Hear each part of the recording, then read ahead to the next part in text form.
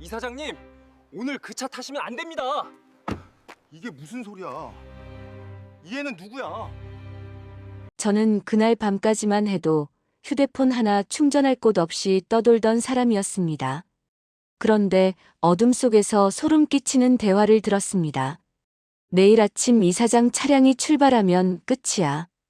평생을 병원 못 가는 어르신들의 발이 되어주신 분을 누군가 노리고 있었던 겁니다. 그래서 어떻게든 막으려고 노력했지만 나중에 밝혀진 그 사람의 정체. 저도 차마 믿을 수가 없었습니다. 이야기 전 구독 버튼과 좋아요를 눌러주시면 저희에게 너무나도 큰 힘이 됩니다. 예빛 사연 감상실에 오신 당신께 오늘도 행복이 가득하시길 바라며 그럼 이야기 시작하겠습니다. 아버지, 이번엔 진짜 마지막입니다. 서명 안 하시면. 저도 방법이 없어요. 방법이 없다고. 내가 말하는 방법이 뭔지 아버지는 알고 싶구나. 후회하실 겁니다. 서강현의 목소리가 복도 끝까지 메아리 쳤습니다. 그 차가운 울림이 사라지고 난 뒤에도 복지이동지원협동조합 온누리의 사무실은 한동안 정적에 잠겨 있었습니다. 서정우는 아들이 나간 문을 한참 동안 바라보았습니다. 주름진 손이 책상 위 운행표를 더듬었습니다. 오늘 하루도 18대의 차량이 이 지역 구석구석을 누빌 예정이었습니다. 투석실로 향하는 어르신, 재활치료를 받으러 가는 할머니, 요양원과 병원을 오가는 수많은 분들. 그 모든 발걸음이 이 낡은 운행표 한 장에 담겨 있었습니다. 창밖으로 새벽빛이 희미하게 번지고 있었습니다. 정우는 무릎을 짚으며 천천히 자리에서 일어났습니다. 심장이 불규칙하게 뛰는 것을 느끼며 약통에서 작은 알약 하나를 꺼내 삼켰습니다. 쓴맛이 목구멍을 타고 내려갔습니다. 그는 사무실을 나와 차고지로 향했습니다. 이른 아침임에도 불구하고 정비반 쪽에서는 이미 불빛이 새어나오고 있었습니다. 한태식 반장이 차량 점검을 하고 있을 시간이었습니다. 복도를 걸으며 정우는 지난 30여 년을 떠올렸습니다. 처음 이 일을 시작했을 때만 해도 중고 승합차 세대가 전부였습니다. 병원 가는 길이 막막한 어르신들을 태우고 새벽같이 달리던 시절이었습니다. 버스도 택시도 닿지 않는 곳, 거동이 불편해 대중교통을 이용할 수 없는 분들. 그들에게 이 차량은 단순한 이동수단이 아니었습니다. 차고지에 도착하자 기름 냄새와 금속 냄새가 코끝을 스쳤습니다. 18대의 차량이 정렬되어 있었습니다. 하얀색 차체에 선명한 파란색 글씨로 온누리 이동 지원이라고 적혀 있었습니다. 정우는 가장 앞에 선 차량의 보닛을 쓰다듬었습니다. 차가운 금속이 손바닥에 닿았습니다. 이사장님, 이른 아침부터 나오셨습니까? 한태식이 기름때 묻은 손을 닦으며 다가왔습니다. 그의 얼굴에는 피로가 가득했지만 정우를 보는 눈빛만은 여전히 단단했습니다. 아니, 어쩌면 그 단단함 속에 무언가 흔들리는 것이 있었는지도 모릅니다. 정우는 그것을 알아채지 못했습니다. 태식이, 오늘 운행 차량 상태는 어떤가? 예, 전부 이상 없습니다. 3호차 브레이크 패드만 다음 주에 교체하면 됩니다.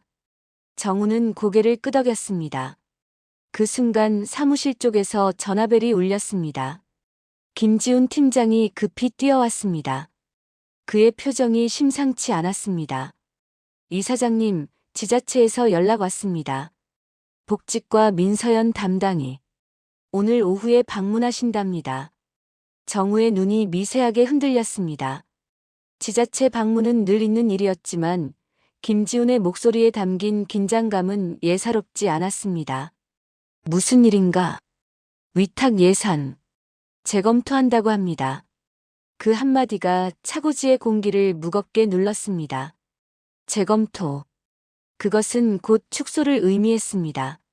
예산이 줄면 차량을 줄여야 하고 차량이 줄면 기사들의 일자리가 사라집니다.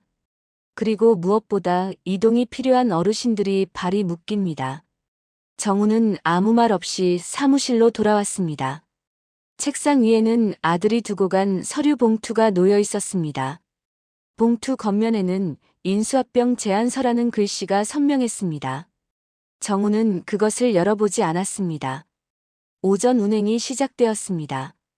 차량들이 하나둘 차고지를 빠져나갔습니다. 정우는 창가에 서서 그 모습을 지켜보았습니다. 첫 번째 차량에는 투석을 받으러 가는 칠순의 할아버지가 타고 있었습니다. 두 번째 차량에는 무릎 수술 후 재활치료를 받는 할머니가 계셨습니다. 세 번째 차량은 요양원으로 향했습니다. 그들 각자에게 이 차량이 얼마나 절실한 존재인지 정우는 누구보다 잘 알고 있었습니다. 그래서 이 일을 시작했고, 그래서 30년을 버텨왔습니다. 점심시간이 되자 구내식당에서 국 끓이는 냄새가 퍼졌습니다. 오선자가 커다란 솥을 저으며 노래를 흥얼거렸습니다. 그녀는 이 조합의 어머니 같은 존재였습니다. 기사들의 식사를 챙기고 지친 이들에게 따뜻한 말 한마디를 건네는 사람이었습니다. 이사장님, 식사하셔야지요. 오선자가 정우를 불렀습니다. 하지만 정우는 고개를 저었습니다. 입맛이 없었습니다. 아침에 아들과 나눈 대화가 계속 머릿속을 맴돌았습니다. 후회하실 겁니다. 그 말이 단순한 협박이었을까요? 아니면 경고였을까요? 정우는 알 수 없었습니다. 아들의 눈빛 속에서 읽어낸 것은 분노도 원망도 아니었습니다. 그것은 차갑게 식어버린 어떤 결심 같은 것이었습니다. 오후 2시 민서연이 도착했습니다. 그녀의 손에는 두꺼운 서류 파일이 들려 있었습니다. 회의실에 마주 앉은 두 사람 사이로 무거운 침묵이 흘렀습니다. 이사장님, 단도직입적으로 말씀드리겠습니다. 민서연이 서류를 펼쳤습니다. 예산표, 운행 통계, 민원 기록. 숫자들이 빼곡하게 적혀 있었습니다. 내년도 위탁 예산을 재검토해야 할 상황입니다. 그리고 민간 이관 검토도 함께 진행 중입니다. 정우의 손이 무릎 위에서 떨렸습니다. 민간 이관. 그것은 사실상 매각을 의미했습니다. 외부 기업이 인수하면 이 조합은 더 이상 복지가 아닌 사업이 됩니다. 서연 씨, 이 차량들이 누구를 위한 것인지 알고 있지 않습니까? 알고 있습니다, 이사장님. 하지만 예산은 한정되어 있고 효율성 문제가. 효율성이요? 정우의 목소리가 낮아졌습니다. 그것은 분노가 아니었습니다. 깊은 슬픔에 가까운 것이었습니다. 새벽 5시에 투석받으러 가는 할아버지에게 효율성을 말할 겁니까? 버스도 안 다니는 산골에서 병원 가려면 이 차량밖에 없는 할머니에게. 민서연은 말을 잇지 못했습니다. 그녀 역시 현장을 모르는 것은 아니었습니다. 하지만 위에서 내려오는 지침과 현실 사이에서 그녀도 갈등하고 있었습니다. 회의는 결론 없이 끝났습니다. 민서연이 떠난 뒤 정우는 빈 회의실에 홀로 앉아 있었습니다. 저녁 해가 창문을 통해 길게 그림자를 드리웠습니다. 그때 노크 소리가 들렸습니다. 문이 열리고 서강현이 들어왔습니다. 그의 뒤에는 정장을 빼입은 낯선 사람들이 서 있었습니다. 아버지, 제가 데려온 분들입니다. 인수 제안을 직접 들어보시죠. 정우는 아들을 바라보았습니다. 그 눈빛 속에서 아버지와 아들의 관계는 이미 희미해져 있었습니다. 남은 것은 오직 이해관계뿐이었습니다. 밤이 깊어졌습니다. 모든 운행이 끝나고 차량들이 차고지로 돌아왔습니다. 기사들은 퇴근하고 건물은 조용해졌습니다. 그 시각 건물 뒤편 어두운 골목에서 한 청년이 콘센트에 휴대폰을 꽂고 있었습니다. 윤세찬이었습니다. 낮에는 재활용품을 수거하고 밤에는 배달. 알바를 뛰는 그에게 이 건물 뒤편의 외부 콘센트는 유일한 충전 장소였습니다. 세찬이 휴대폰 화면을 확인하는 순간 정비 공간 쪽에서 불빛이 새어나왔습니다. 이 시간에 정비실에 사람이 있을 리 없었습니다. 세찬은 무심코 그쪽을 바라보았습니다. 낮은 목소리가 들렸습니다. 두 사람이 대화하고 있었습니다. 그 내용은 들리지 않았지만 분위기가 심상치 않았습니다. 한 사람은 고개를 숙이고 있었고 다른 한 사람은 무언가를 건네고 있었습니다. 새 차는 숨을 죽였습니다. 발각되면 안 된다는 본능이 그를 움직이지 못하게 했습니다. 그는 휴대폰을 뽑지도 못한 채 어둠 속에 웅크리고 있었습니다. 그때 들려온 한마디가 그의 심장을 얼어붙게 만들었습니다. 내일 아침 이사장 차량. 출발하면 끝이야. 밤사이 내린 이슬이 차량 지붕 위에 맺혀 있었습니다.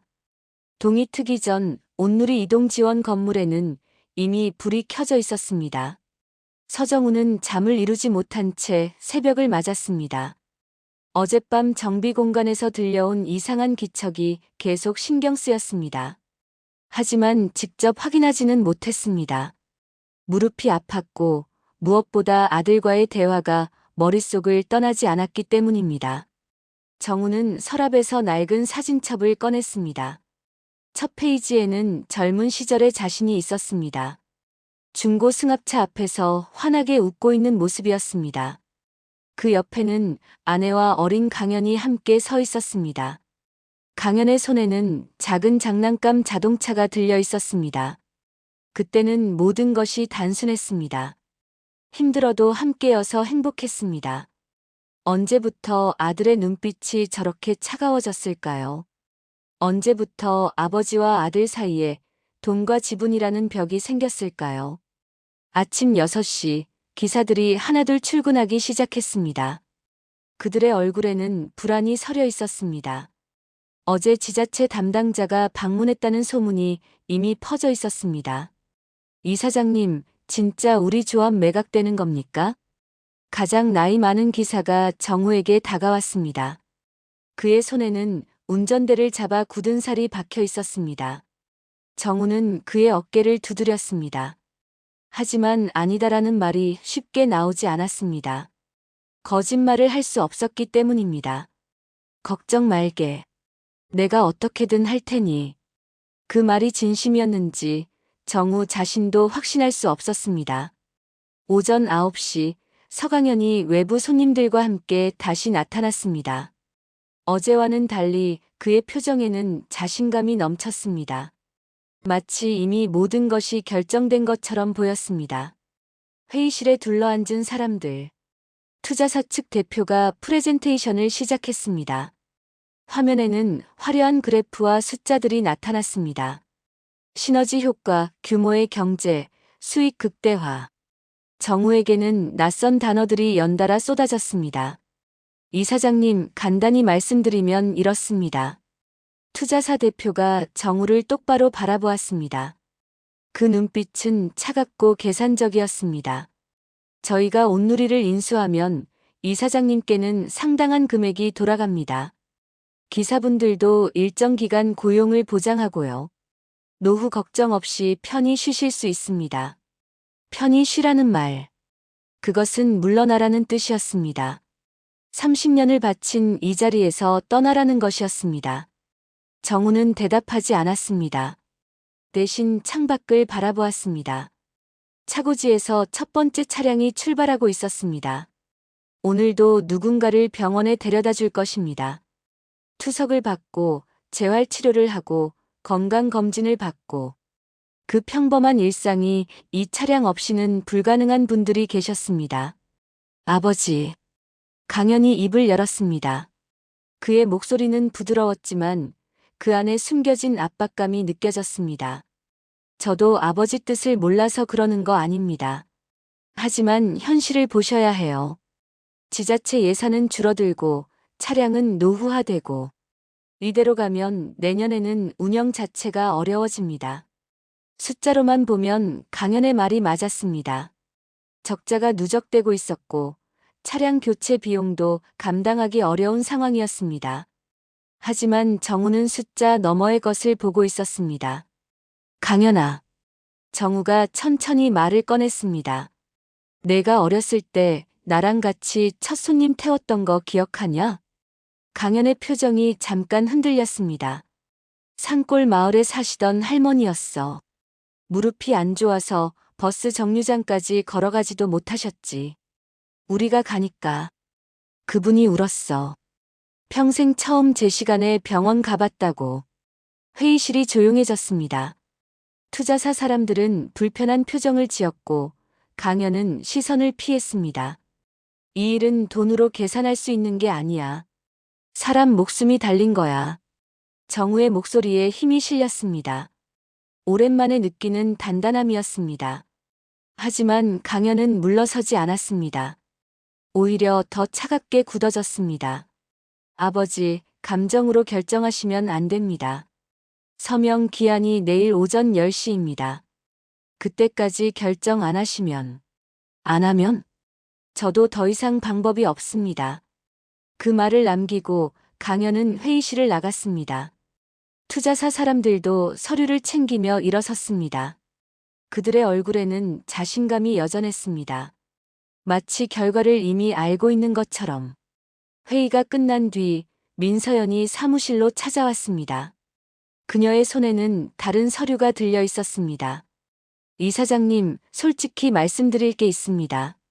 민서연은 주위를 살핀 뒤 목소리를 낮췄습니다. 위에서 압박이 심합니다. 예산 효율화라는 명목으로. 사실상 민간 이관을 밀어붙이고 있어요. 이미 방향이 정해진 것 같습니다. 정우는 놀라지 않았습니다. 예상했던 일이었습니다. 서연 씨는 어떻게 생각하오? 저요? 민서연이 잠시 망설였습니다. 그녀의 눈에 갈등이 보였습니다. 저는 현장을 모르지 않습니다. 이 차량이 필요한 분들이 계신 것도 알고요. 하지만 저 혼자 힘으로는. 알겠소. 정우는 고개를 끄덕였습니다. 민서연도 자신만의 자리에서 힘겨운 싸움을 하고 있었습니다. 탓할 수 없었습니다. 점심시간 오선자가 정우에게 따뜻한 국밥 한 그릇을 내밀었습니다. 이사장님 드셔야지요. 어제부터 아무것도 안 드신 거 다 알아요. 정우는 쓴웃음을 지었습니다.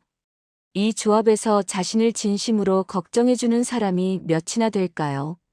오선자는 분명 그중 하나였습니다. 선자씨, 만약에 내가 이 자리에서 물러나면 어떻게 될 것 같소? 오선자의 손이 멈췄습니다. 그녀는 정우를 똑바로 바라보았습니다. 그런 소리 마세요. 이사장님 아니면 누가 이 일을 합니까? 우리 다 이사장님 믿고 있는 거예요. 그 말이 정우의 가슴을 찔렀습니다. 믿음. 그 무게가 어깨를 짓눌렀습니다. 오후 내내 정우는 차고지를 돌아다녔습니다. 한 대 한 대 차량을 점검하듯 살펴보았습니다. 손때가 묻은 운전대, 달아빠진 좌석, 긁힌 자국이 남은 문짝. 모든 것이 세월의 흔적이었습니다. 한태식이 정비실에서 나왔습니다. 그의 얼굴에는 어제와 다른 무언가가 스쳐 지나갔습니다. 정우는 그것을 알아채지 못했습니다. 태식이, 내일 아침 내 차량 상태는 어떤가? 예, 이사장님. 방금 점검 끝났습니다. 이상 없습니다. 한태식의 대답은 평소와 같았습니다. 하지만 그의 눈이 잠깐 정우의 시선을 피했습니다. 정우는 그저 피로한 탓이라고 생각했습니다. 저녁이 되자 기사들이 하나둘 퇴근했습니다. 건물은 다시 조용해졌습니다. 정우는 사무실에 홀로 남아 서류를 넘겼습니다. 인수합병 계약서, 예산 검토 자료, 운행 통계. 숫자들이 춤을 추듯 눈앞에서 흔들렸습니다. 문득 책상 서랍 안에서 낡은 수첩이 눈에 띄었습니다. 아내가 생전에 사용하던 것이었습니다. 정우는 그것을 펼쳤습니다. 아내의 필체가 선명했습니다. 오늘도 누군가를 병원에 데려다 주었다. 그분이 고맙다고 손을 꼭 잡아주셨다. 이 일을 하길 잘했다. 눈가가 뜨거워졌습니다. 이것이 이 일의 의미였습니다. 숫자로 환산할 수 없는 가치, 계약서에 담을 수 없는 것들. 그 순간 밖에서 인기척이 들렸습니다. 정우는 창문을 통해 밖을 내다보았습니다. 어둠 속에서 두 개의 그림자가 정비실 쪽으로 향하고 있었습니다. 정우는 눈을 가늘게 떴습니다. 한 사람의 실루엣이 낯익었습니다. 하지만 확신할 수는 없었습니다. 다시 조용해졌습니다. 정우는 피로에 지쳐 잠시 눈을 감았습니다. 그리고 그 시각 건물 뒤편에서는 윤세찬이 어젯밤과 같은 자리에 웅크리고 있었습니다. 그의 손에는 휴대폰이 들려 있었습니다. 이번에는 우연이 아니었습니다. 그는 의도적으로 녹음 앱을 켜두고 있었습니다. 정비실에서 새어나오는 목소리. 이번에는 조금 더 선명하게 들렸습니다. 내일 아침이야. 이사장이 서명식에 출발하면. 중간에 말이 끊겼습니다. 다른 목소리가 끼어들었습니다. 정말 괜찮은 거야? 이건 걱정 마. 사고처럼 보일 거야. 자연스럽게. 세찬의 심장이 격하게 뛰었습니다. 손이 떨렸습니다. 무슨 의미인지 정확히 알 수 없었지만 불길한 예감이 온몸을 휘감았습니다. 그리고 마지막 한마디가 어둠 속에 선명하게 울렸습니다. 내일 오전 10시. 서명식 전에 끝나야 해. 새벽 공기가 유난히 차가웠습니다. 윤세찬은 밤새 한숨도 자지 못했습니다. 어젯밤 녹음한 파일을 수십 번 되풀이해서 들었습니다. 잡음이 많았고 목소리가 뭉개져 있었지만 핵심적인 단어들은 분명히 들렸습니다.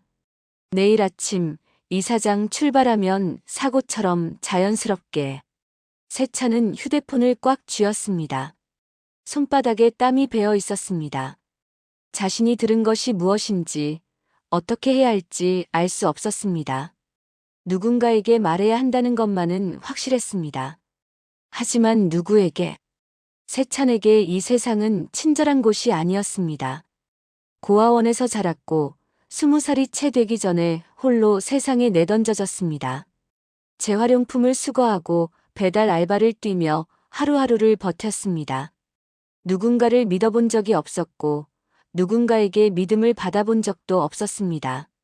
그런 그에게 이 건물 뒤편의 콘센트는 작은 구원이었습니다. 휴대폰을 충전할 수 있는 유일한 장소.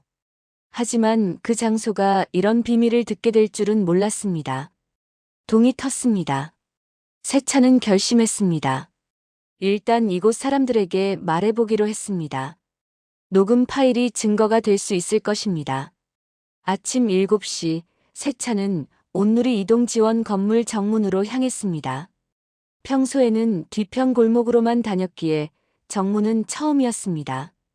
유리문 너머로 사람들이 바쁘게 움직이는 것이 보였습니다. 문을 열고 들어서자마자 날카로운 목소리가 세찬을 멈춰 세웠습니다. 거기서. 누구야? 김지훈이었습니다. 안전관리 팀장 겸 경비를 맡고 있는 그는 낯선 얼굴을 절대 그냥 지나치지 않았습니다. 드릴 말씀이. 외부인은 출입 금지야. 나가. 김지훈의 말은 단호했습니다. 그는 세찬을 위아래로 훑어보았습니다. 낡은 옷대가 낀 운동화, 피곤에 절은 얼굴. 한눈에 봐도 이곳에 어울리지 않는 존재였습니다. 아니, 잠깐만 들어보세요. 중요한 거예요. 이 사장님이 위험해요. 뭐? 김지훈의 눈이 날카로워졌습니다. 하지만 그것은 관심이 아니라 의심이었습니다. 무슨 소리야? 너 누군데 갑자기 와서 이 사장님 운운해? 세찬은 주머니에서 휴대폰을 꺼냈습니다. 손이 떨렸습니다. 이거 어젯밤에 녹음한 건데요. 뒤편에서 들렸어요. 누가 이 사장님 차량에 뭔가 하려는 것 같아요. 김지훈은 잠시 멈칫했습니다. 하지만 곧 코웃음을 쳤습니다. 야, 사기치려면 좀 그럴듯하게 쳐. 뭐? 녹음? 어디서 주워들은 소리 가지고 와서 행패야? 행패가 아니에요. 진짜라니까요. 세찬의 목소리가 높아졌습니다. 하지만 그럴수록 김지훈의 표정은 더 굳어졌습니다. 조용히 해. 여기 어르신들 이동하시는 데야. 소란 피우면 경찰 부른다. 그 순간 다른 기사들이 모여들었습니다. 그들의 시선 역시 곱지 않았습니다. 저 친구 뭐야? 뭔 일이래? 몰라. 갑자기 들어와서 이사장님 위험하다고 지랄이야. 미친 거 아니야? 요즘 이상한 놈들 많더라. 세찬은 사방에서 쏟아지는 불신의 눈빛을 견뎌야 했습니다. 목이 막혔습니다. 진실을 말하고 있는데 아무도 믿지 않았습니다. 좀만. 녹음 들어보시면. 세찬이 휴대폰을 내밀었습니다. 재생 버튼을 눌렀습니다. 잡음 섞인 음성이 흘러나왔습니다. 내일아. 니야 이사. 출. 하면.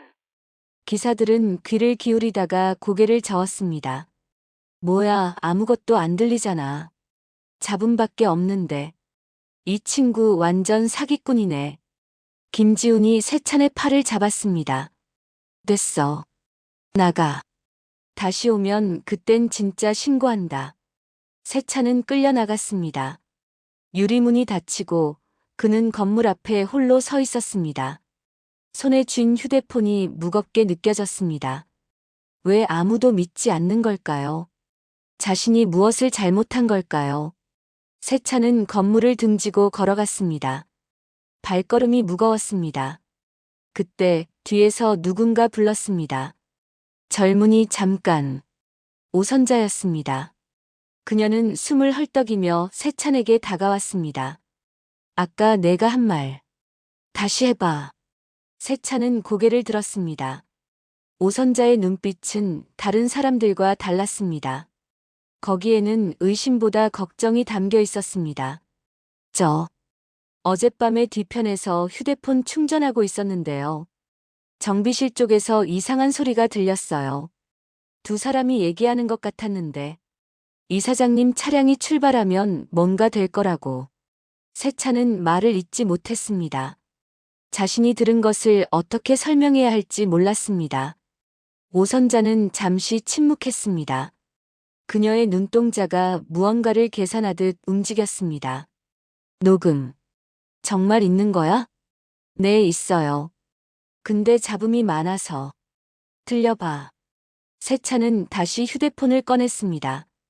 재생 버튼을 누르고 볼륨을 최대로 올렸습니다. 오선자는 귀를 기울였습니다. 잡음 사이로 단어들이 간간히 들렸습니다. 내일 이사장 사고처럼. 오선자의 얼굴이 굳어졌습니다. 그녀는 세찬을 똑바로 바라보았습니다. 이거 언제 녹음한 거야? 어젯밤이요. 밤 11시쯤이었어요. 정비실 쪽이라고 했지? 네. 오선자는 입술을 깨물었습니다. 무언가 심각한 것을 알아챈 표정이었습니다. 일단 나를 따라와. 오선자는 세찬을 데리고 건물 뒤편으로 향했습니다. 정문이 아닌 측면 출입구로 들어가 구내식당까지 데려갔습니다. 이른 아침이라 식당에는 아무도 없었습니다. 여기 앉아. 오선자는 따뜻한 국을 한 그릇 내밀었습니다. 세찬은 멍하니 그것을 바라보았습니다. 먹어. 밤새 못 잤을 거 아냐. 세찬은 말없이 숟가락을 들었습니다. 따뜻한 국물이 목을 타고 내려가자 긴장했던 몸이 조금씩 풀렸습니다. 오선자가 맞은편에 앉았습니다. 젊은이, 이름이 뭐야? 윤세찬이요. 세찬이. 내가 왜 이 건물 뒤편에서 충전을 하고 있었는지는 안 물을게. 다 사정이 있겠지. 세찬은 고개를 숙였습니다. 부끄러움과 고마움이 뒤섞인 기분이었습니다. 근데 한 가지만 물을게. 내가 들은 거, 내가 본 거. 진짜야? 세찬은 고개를 들어 오선자를 바라보았습니다. 그녀의 눈빛은 단호했지만 따뜻했습니다. 네. 진짜예요. 저도 처음엔 헛것 들은 줄 알았어요. 근데 분명히 이사장님 차량 얘기였고 사고처럼 보일 거라고 했어요. 오선자는 한숨을 내쉬었습니다. 그녀의 얼굴에 근심이 깊게 새겨졌습니다. 세찬아, 내가 솔직히 말할게. 요즘 이 조합이 시끄러워. 매각 얘기가 나오고 이사장님 아들이 압박하고 뭔가 불길한 기운이 돌아. 이사장님 아들이요? 응. 서강현 본부장. 겉으론 효자인데 나도 잘 모르겠어. 사람 속은 알 수가 없으니까. 오선자는 잠시 생각에 잠겼습니다. 그러다가 다시 세찬을 바라보았습니다. 세찬아, 내가 들은 건 내가 지켜야 해. 예. 아무한테나 말하지 마. 아까 본 것처럼 사람들은 내 말을 안 믿어. 더 확실한 게 있어야 해. 세찬은 휴대폰을 바라보았습니다. 녹음 파일. 하지만 잡음이 너무 많았습니다. 이것만으로는 증거가 되기 어려웠습니다. 그리고 오늘 밤 또 뭔가 있을지도 몰라. 서명식이 내일 아침이니까. 오선자의 말에 세찬의 심장이 뛰었습니다. 오늘 밤. 그렇다면 아직 기회가 있다는 뜻이었습니다. 제가 뭘 하면 될까요? 오선자는 세찬의 손을 잡았습니다. 거친 손이었지만 따뜻했습니다. 일단 오늘은 여기 있어. 저녁 때까지 식당에서 나를 도와줘. 그러면 아무도 의심 안 해. 그리고 밤에 오선자가 말을 끊었습니다. 식당 문이 열리고 누군가 들어왔기 때문입니다. 한태식이었습니다. 그는 세찬을 보자 잠깐 멈칫했습니다. 눈빛이 불안하게 흔들렸습니다. 선자 씨, 아침 좀. 아, 반장님. 지금 준비할게요. 잠깐만요. 오선자가 일어났습니다. 그녀는 세찬에게 눈짓을 했습니다.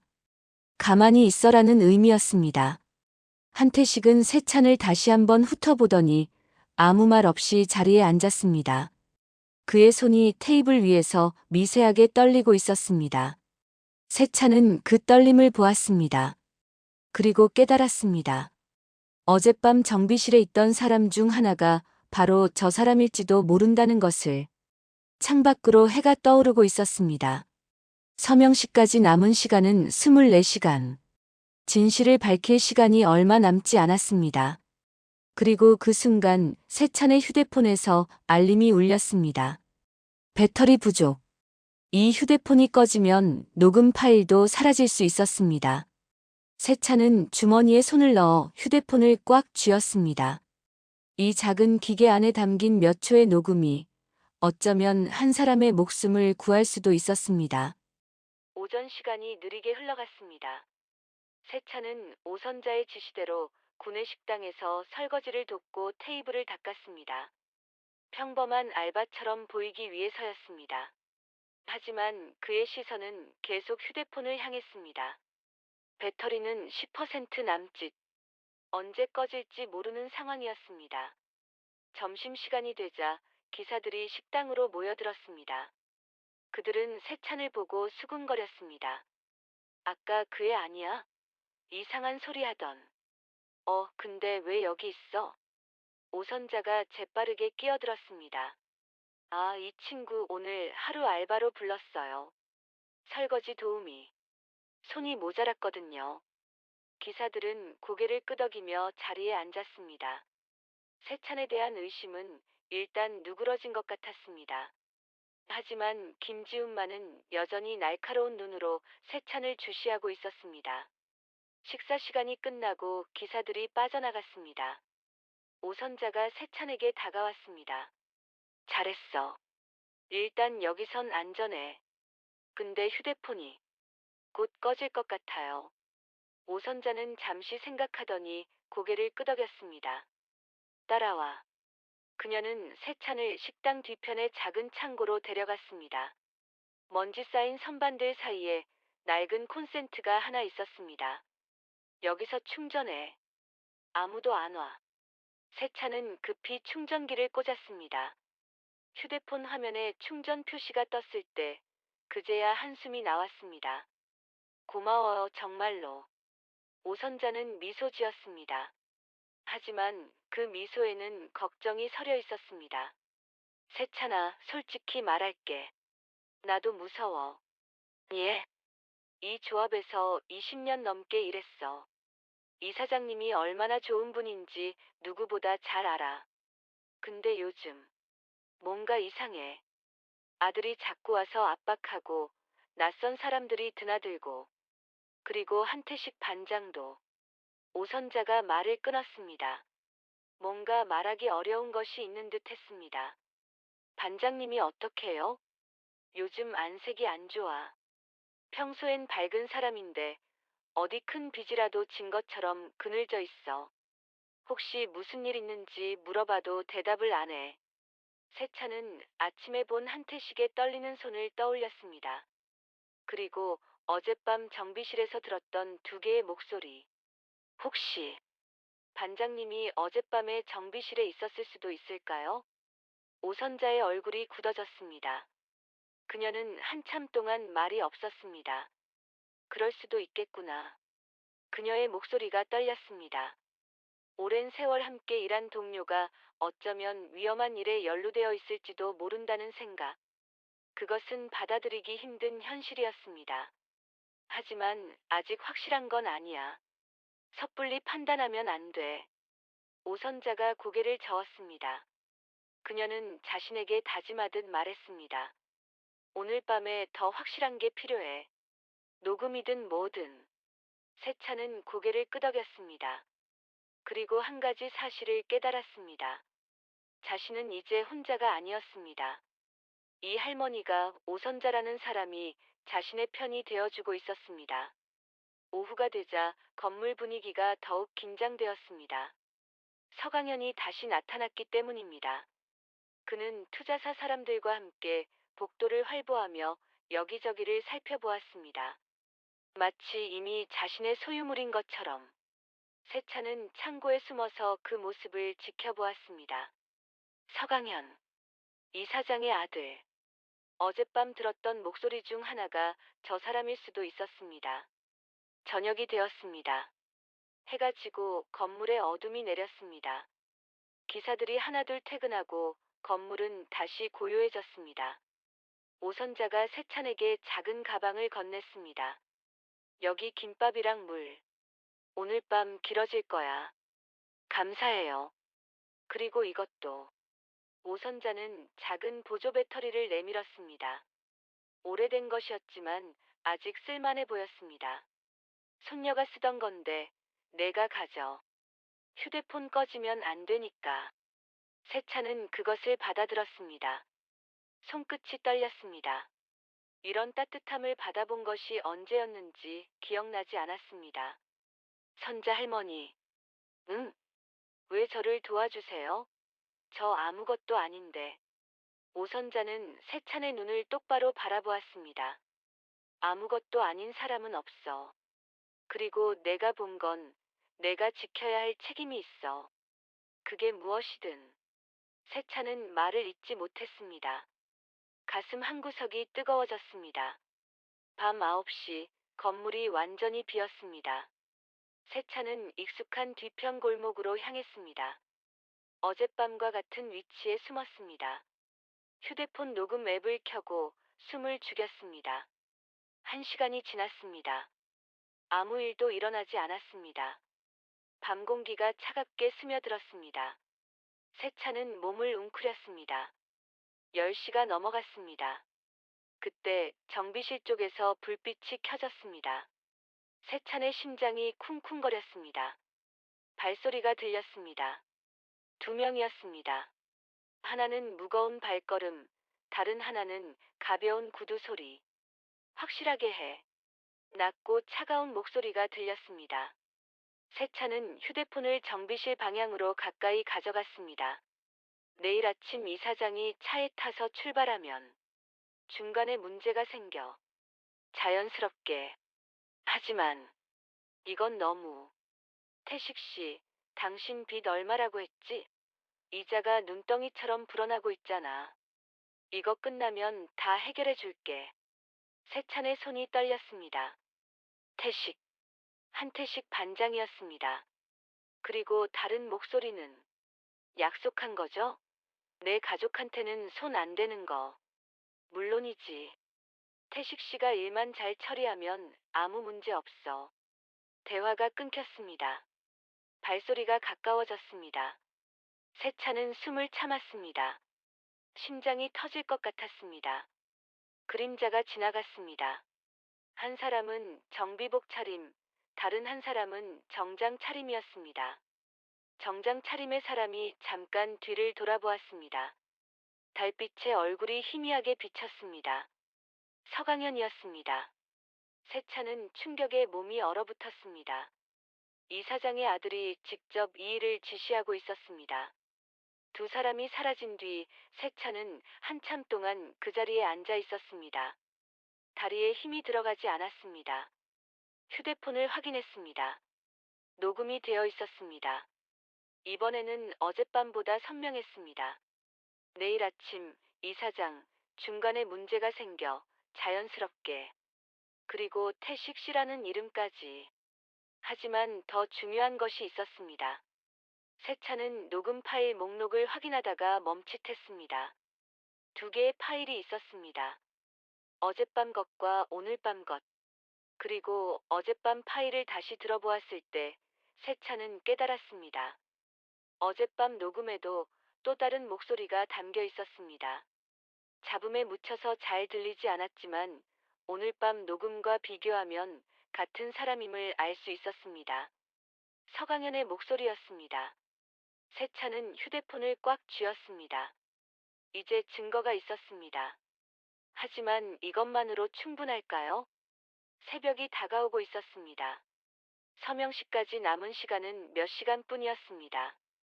세차는 결심했습니다. 이사장님께 직접 가야 해. 아무도 믿지 않았습니다. 기사들도 김지훈도. 하지만 이사장 본인이라면 다를지도 모릅니다. 자신의 목숨이 위험하다는 것을 알면 녹음을 들어줄지도 모릅니다. 세차는 건물을 빠져나왔습니다. 동쪽 하늘이 희미하게 밝아오고 있었습니다. 그 순간 뒤에서 발소리가 들렸습니다. 거기서 차가운 목소리였습니다. 세차는 천천히 뒤를 돌아보았습니다. 김지훈이 서 있었습니다. 그의 손에는 손전등이 들려 있었습니다.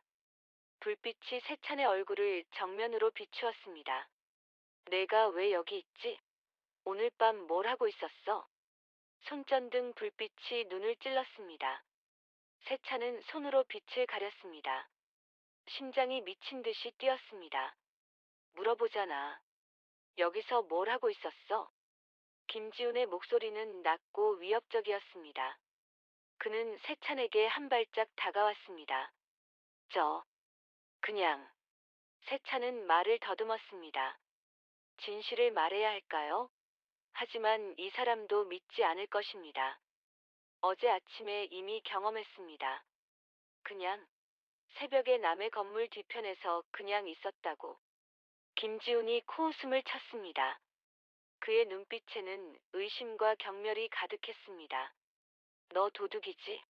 아니면 뭔가 캐러온 거야? 아니에요. 저는 진짜로. 세차는 주머니에서 휴대폰을 꺼내려 했습니다.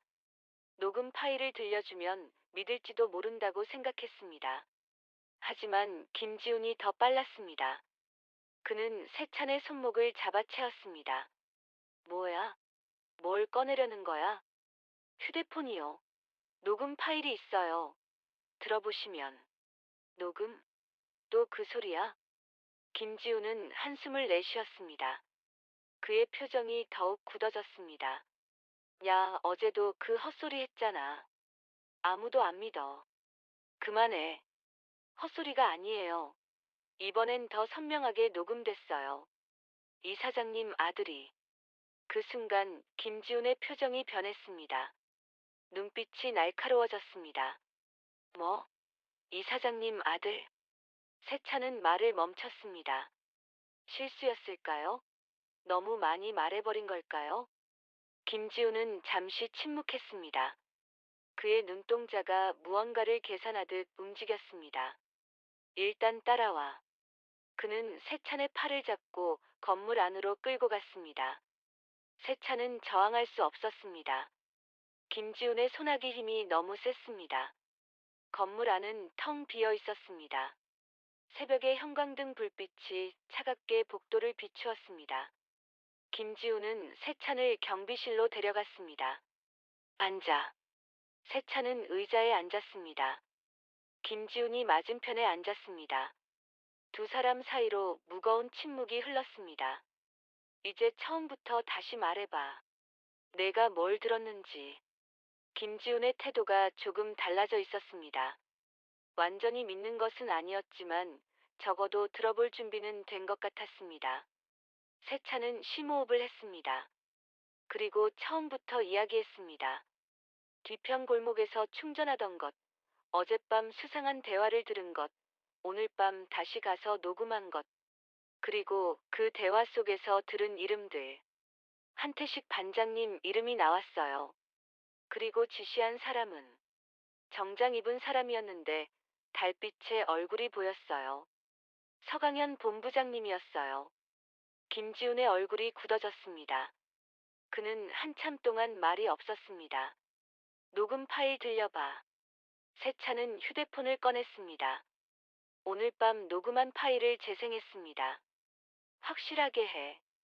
내일 아침 이사장이 차에 타서 출발하면 중간에 문제가 생겨 자연스럽게. 하지만 이건 너무. 태식 씨, 당신 빚 얼마라고 했지? 녹음이 끝났습니다. 경비실에 침묵이 내려앉았습니다. 김지훈의 얼굴이 창백해져 있었습니다. 이게 진짜야? 네. 오늘 밤 직접 녹음한 거예요. 김지훈은 자리에서 일어났습니다. 그는 창문 쪽으로 가서 밖을 내다보았습니다. 동이 트고 있었습니다. 서명식이 오전 10시야. 그가 중얼거렸습니다. 이사장님이 전용 차량을 타고 가실 거야. 만약 내 말이 사실이라면. 세찬도 일어섰습니다. 이사장님께 말씀드려야 해요. 차 타시면 안 돼요. 김지우는 고개를 돌려 세찬을 바라보았습니다. 그의 눈빛이 복잡했습니다. 야, 이게 그렇게 간단한 문제가 아니야. 상대가 이사장님 아들이야. 내가 뭔 근거로 아드님이 범죄를 계획하고 있다고 말해? 이 녹음만 가지고. 그럼 어떻게 해요? 그냥 두고 봐요. 세찬의 목소리가 높아졌습니다. 김지훈이 손을 들어 진정시켰습니다. 진정해. 생각 좀 하자. 김지훈은 다시 의자에 앉았습니다. 그는 머리를 감싸 쥐고 한참을 생각했습니다. 일단 한태식 반장을 먼저 만나야 해. 반장님을요? 응. 저 녹음에서 반장이 망설이는 거 들었잖아. 이건 너무라고 했어. 완전히 넘어간 게 아닌 것 같아. 세찬은 고개를 끄덕였습니다. 한태식의 목소리에는 분명 두려움과 망설임이 있었습니다. 반장을 설득해서 자백을 받아내면 이사장님도 믿으실 거야. 그리고 차량 점검도 다시 할 수 있고. 근데 반장님이 말할까요? 김지우는 쓴웃음을 지었습니다. 모르지. 하지만 저 녹음을 들려주면 자기가 녹음됐다는 걸 알면 흔들릴 거야. 창밖으로 해가 떠오르고 있었습니다. 시간이 없었습니다. 김지훈이 자리에서 일어났습니다. 일단 넌 여기 있어. 내가 반장을 불러올 테니까. 저도 같이. 안 돼. 내가 가면 반장이 경계할 거야. 나 혼자 가는 게 나아. 세찬은 입술을 깨물었습니다. 불안했지만 김지훈의 말도 일리가 있었습니다. 김지훈이 문을 열고 나가려는 순간 세찬이 불렀습니다. 팀장님. 응? 왜 갑자기 절 믿어주세요? 어제는 사기꾼 취급했잖아요. 김지훈은 잠시 멈칫했습니다. 그러더니 돌아서서 세찬을 바라보았습니다. 저 녹음 때문이야. 어제 건 잡은 뿐이었지만 오늘 건 다르더라. 그리고 그가 말을 끊었습니다. 그리고 이 조합에서 15년 넘게 일했어.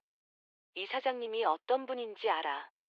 만약 정말로 누군가가 그분을 해치려 한다면 나도 가만히 있을 수 없어. 김지우는 그 말을 남기고 경비실을 나갔습니다. 발소리가 복도 끝으로 멀어져 갔습니다. 세찬은 혼자 남았습니다. 창문으로 들어오는 햇살이 점점 밝아지고 있었습니다. 서명식까지 남은 시간은 4시간. 시간이 천천히 흘렀습니다. 새 차는 초조하게 경비실 안을 서성였습니다. 휴대폰을 수십 번 확인했습니다. 녹음 파일은 여전히 안전하게 저장되어 있었습니다. 30분이 지났습니다. 1시간이 지났습니다. 김지우는 돌아오지 않았습니다. 불안이 점점 커졌습니다. 무슨 일이 생긴 걸까요? 반장이 말을 안 하는 걸까요? 아니면 더 심각한 일이? 새 차는 더 이상 기다릴 수 없었습니다. 경비실 문을 열고 밖으로 나왔습니다. 건물 안에는 이미 사람들이 움직이고 있었습니다. 출근한 기사들이 오가고 어디선가 커피 내리는 냄새가 났습니다. 평범한 아침 풍경이었습니다. 새 차는 정비실 쪽으로 향했습니다. 문이 열려 있었습니다. 안을 들여다보니 한태식이 혼자 앉아 있었습니다. 그의 얼굴은 창백했고 눈은 충혈되어 있었습니다. 반장님, 세찬이 불렀습니다. 한태식이 고개를 들었습니다. 그의 눈에 공포가 스쳤습니다. 너, 왜 여기? 다 알아요. 어젯밤에 뭘 하셨는지. 한태식의 몸이 굳어졌습니다. 그의 손이 미세하게 떨렸습니다. 무슨 소리야? 녹음됐어요. 서강현 본부장님이랑 얘기하신 거. 이사장님 차량, 중간에 문제가 생겨 자연스럽게. 다 들었어요. 한태식의 얼굴이 더욱 창백해졌습니다. 그는 자리에서 벌떡 일어났습니다. 너 지금 뭘? 반장님, 아직 늦지 않았어요. 이사장님께 말씀드리면 돼요. 차량 점검 다시 하면 돼요. 닥쳐. 한태식이 소리쳤습니다. 그의 목소리에 절박함이 묻어 있었습니다. 넌 몰라. 내가 얼마나 막다른 길에 몰렸는지. 빚쟁이들이 우리 집까지 찾아왔어. 아내가 애들이 얼마나 무서워하는지 알아? 새 차는 물러서지 않았습니다. 그래도 사람 목숨을 해치면 안 되잖아요. 이사장님이 뭘 잘못했는데요? 한태식의 눈에 눈물이 고였습니다. 그는 두 손으로 얼굴을 감쌌습니다. 나도 알아. 나도 안다고. 근데 어떻게 해? 어떻게? 그때 뒤에서 목소리가 들렸습니다. 반장, 무슨 일이야? 김지훈이었습니다. 그리고 그 옆에는 오선자가 서 있었습니다. 한태식이 고개를 들었습니다. 세 사람의 시선이 그에게 집중되었습니다. 태식 씨. 오선자가 천천히 다가왔습니다. 그녀의 얼굴에는 분노도 경멸도 없었습니다. 오직 깊은 슬픔만이 있었습니다. 우리가 20년 넘게 같이 일했잖아. 나한테는 말할 수 있잖아. 뭐가 그렇게 힘들었어? 한태식의 입술이 떨렸습니다. 그는 더 이상 버틸 수 없는 것처럼 무너져 내렸습니다. 선자 씨. 나는. 그 순간 밖에서 차 소리가 들렸습니다. 고급 세단이 건물 앞에 멈춰 섰습니다. 서강현이 도착한 것입니다. 새 차는 창밖을 보았습니다. 서강현이 차에서 내려 건물로 들어오고 있었습니다.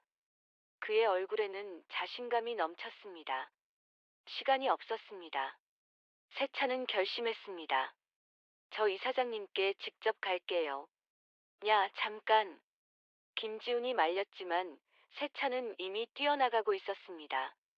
복도를 달리고 계단을 오르고 이사장 사무실이 있는 층으로. 뒤에서 발소리가 쫓아왔습니다. 누구의 것인지 확인할 겨를이 없었습니다. 새 차는 이사장 사무실 문 앞에 도착했습니다.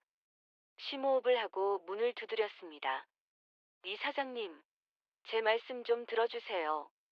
문이 열렸습니다. 서정우가 서 있었습니다. 그의 뒤로 서강현이 보였습니다. 누구지? 서정우가 물었습니다. 새 차는 숨을 헐떡이며 대답했습니다. 이사장님, 오늘 차 타시면 안 됩니다. 위험해요. 서강현의 표정이 굳어졌습니다. 그의 눈이 차갑게 빛났습니다. 이게 무슨 소리야? 이 애는 누구야? 새 차는 서강현을 똑바로 바라보았습니다. 두려웠지만 물러설 수 없었습니다. 저 어젯밤에 다 들었어요. 본부장님이 뭘 시켰는지. 순간 시간이 멈춘 것 같았습니다. 서강현의 얼굴에서 모든 표정이 사라졌습니다. 그리고 서정우는 아들과 이 낯선 청년을 번갈아 바라보았습니다. 강현아, 이게 무슨 소리냐? 사무실 안의 공기가 얼어붙었습니다. 서정우의 물음이 허공에 맴돌았습니다. 서강현은 잠시 당황한 기색을 보였지만 곧 표정을 추스렸습니다. 그의 얼굴에 능숙한 미소가 떠올랐습니다. 아버지, 이 친구가 누군지 아세요? 어제 아침에 건물에 들어와서 헛소리하던 애예요. 지훈 팀장이 내쫓았는데 또 온 거잖아요. 서강현은 세찬을 가리키며 고개를 저었습니다. 마치 정신이 온전치 않은 사람을 대하듯이. 이사장님, 저 말 들어주세요. 녹음 파일이 있어요. 세찬이 급히 휴대폰을 꺼냈습니다. 하지만 서강현이 더 빨랐습니다. 그는 아버지와 세찬 사이를 가로막으며 섰습니다. 아버지, 서명식 시간 다 됐어요. 이런 사람한테 휘둘리시면 안 됩니다. 경비 불러서 내보내야 해요. 잠깐. 서정우가 손을 들어 아들을 제지했습니다. 그의 눈이 세찬을 향했습니다. 오랜 세월 사람을 보아온 눈이었습니다. 젊은이, 내가 뭘 들었다는 거냐? 세찬은 심호흡을 했습니다. 떨리는 손으로 휴대폰을 조작해 녹음 파일을 재생했습니다. 확실하게 해. 내일 아침 이사장이 차에 타서 출발하면 중간에 문제가 생겨. 자연스럽게. 하지만 이건 너무. 태식 씨, 당신 빚 얼마라고 했지? 녹음이 끝났습니다. 서정우의 얼굴에 복잡한 감정이 스쳐 지나갔습니다. 그는 아들을 바라보았습니다. 강현아, 이 목소리가. 아버지. 서강현이 목소리를 높였습니다. 그의 표정에서 다정함이 사라지고 날카로움이 드러났습니다. 이게 무슨 증거가 됩니까? 자분투성이의 누구. 목소린지도 확실치 않잖아요. 이런 걸로 저를 의심하세요? 서강현은 세찬에게로 돌아섰습니다. 그의 눈빛이 차갑게 빛났습니다. 너 이거 어디서 조작한 거야? 누가 시켰어? 경쟁사야? 아니면 돈 받고 온 거야? 조작 아니에요. 직접 녹음한 거예요. 세찬이 항변했지만 서강현은 코웃음을 쳤습니다. 아버지, 요즘 이런 사기가 얼마나 많은지 아세요? AI로 목소리 합성도 하고 뭐든 만들어내요.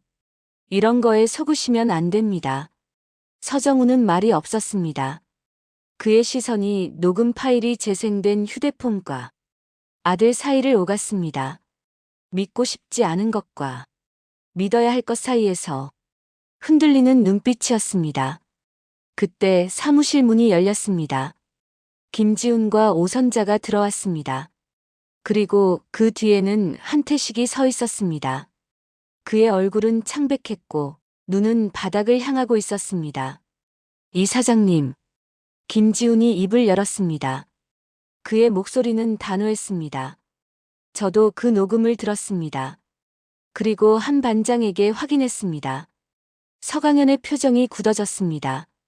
그는 한태식을 노려보았습니다. 태식 씨, 뭔 소리를 한 거야?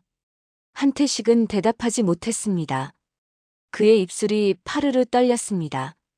오선자가 앞으로 나섰습니다. 그녀의 얼굴에는 분노와 슬픔이 뒤섞여 있었습니다. 이 사장님, 오늘 아침에 태식 씨가 저한테 다 털어놨어요. 본부장님이 차량에 손을 대라고 시켰다고요. 그건.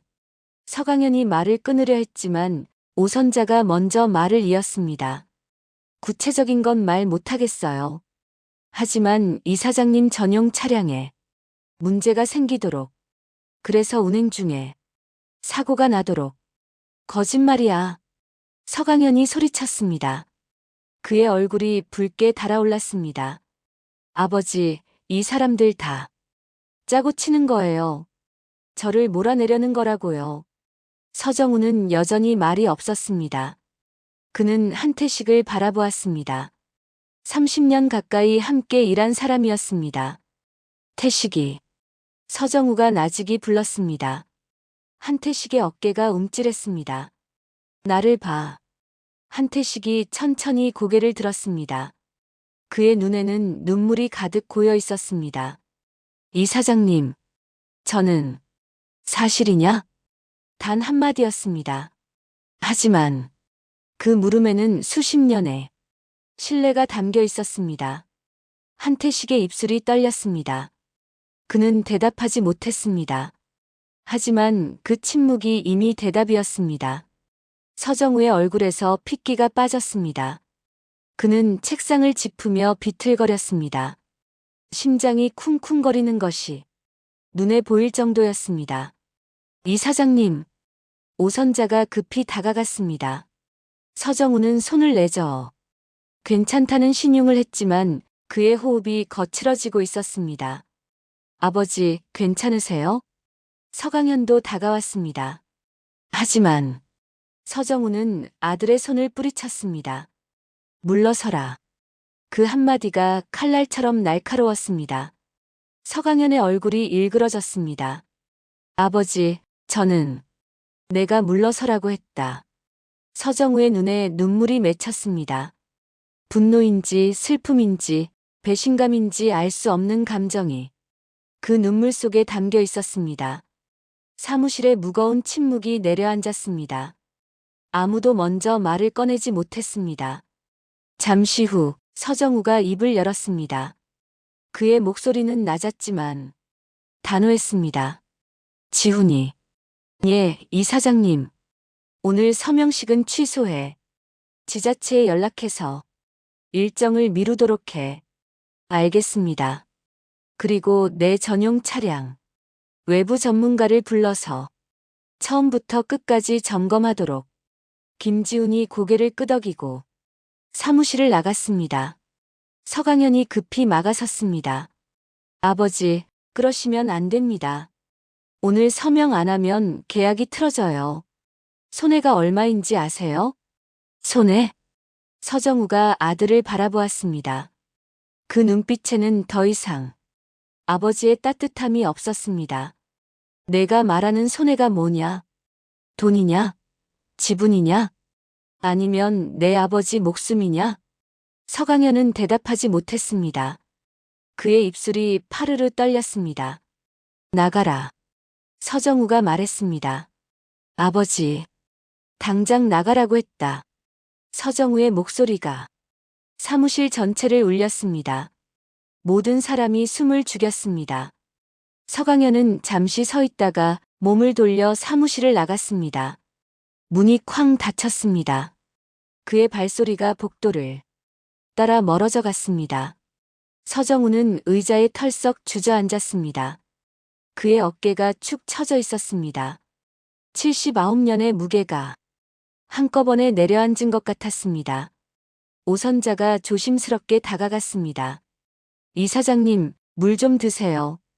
그녀가 내민 물컵을 서정우가 떨리는 손으로 받아들었습니다. 물을 한 모금 마신 뒤 그는 한태식을 바라보았습니다. 태식이. 한태식이 무릎을 꿇었습니다. 눈물이 볼을 타고 흘러내렸습니다. 이 사장님, 죄송합니다. 정말 죄송합니다. 저는 빚이 너무 많아서 본부장님이 다 해결해 준다고. 일어나. 서정우가 말했습니다.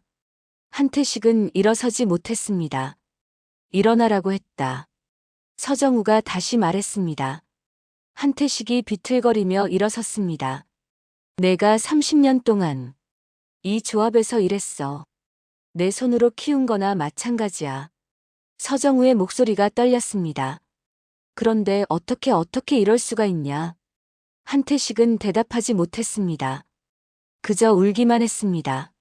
서정우는 한참 동안 한태식을 바라보다가 시선을 세찬에게로 돌렸습니다. 젊은이.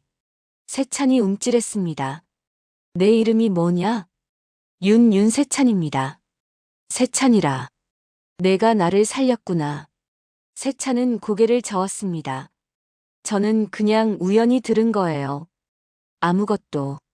우연이 아니야. 서정우가 말을 끊었습니다. 그의 눈에 희미한 빛이 돌아왔습니다. 내가 용기를 냈으니까. 여기까지 온 거야. 아무도 안 믿어줬을 텐데 끝까지 포기 안 했잖아. 세찬은 말을 잇지 못했습니다. 가슴이 뜨거워졌습니다. 그때 김지훈이 다시 사무실로 들어왔습니다. 그의 얼굴이 심각했습니다. 이 사장님 문제가 있습니다. 뭐냐? 본부장님이 방금 건물을 떠났습니다. 차를 타고 어디론가 갔어요. 서정우의 얼굴이 굳어졌습니다. 오선자가 불안한 표정으로 물었습니다. 어디로 간 거예요? 모르겠습니다. 그리고 김지훈이 말을 끊었다가 이었습니다. 본부장님 사무실에서 이상한 서류들이 발견됐습니다. 보험 관련 서류인데 이 사장님 명의로 된 것들이에요. 서정우의 눈이 커졌습니다. 보험 그 단어가 의미하는 바가 무엇인지 모를 리 없었습니다. 당장 가져와. 김지훈이 서류 뭉치를 가져왔습니다. 서정우가 그것을 펼쳐보았습니다. 페이지를 넘길 때마다 그의 얼굴이 더욱 창백해졌습니다. 이건 서정우의 손이 떨렸습니다. 서류에는 거액의 보험금이 적혀 있었습니다. 수익자란에는 서강현의 이름이 선명했습니다. 아들이 내 아들이. 서정우가 서류를 떨어뜨렸습니다. 종이들이 바닥에 흩어졌습니다. 세찬은 그 모습을 보며 가슴이 아팠습니다.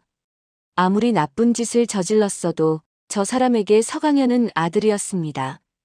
피를 나눈 자식이었습니다. 오선자가 서정우의 어깨를 감쌌습니다. 아무 말 없이 그저 곁에 있어 주었습니다. 창밖으로 햇살이 쏟아져 들어왔습니다. 하지만 사무실 안은 어둠에 잠긴 것처럼 무거웠습니다. 서명식은 취소되었습니다. 하지만 이야기는 끝나지 않았습니다. 서강현은 어디론가 사라졌고 진실은 아직 완전히 밝혀지지 않았습니다. 그리고 세찬의 휴대폰에는 아직 확인하지 못한 것이 남아 있었습니다. 어젯밤 첫 번째 녹음 파일. 잡음에 묻혀 제대로 듣지 못했던 그 파일 속에 어쩌면 더 결정적인 증거가 숨어 있을지도 모릅니다. 서강현이 떠난 뒤 건물 안은 폭풍 전야처럼 고요했습니다. 기사들 사이로 소문이 퍼지기 시작했습니다.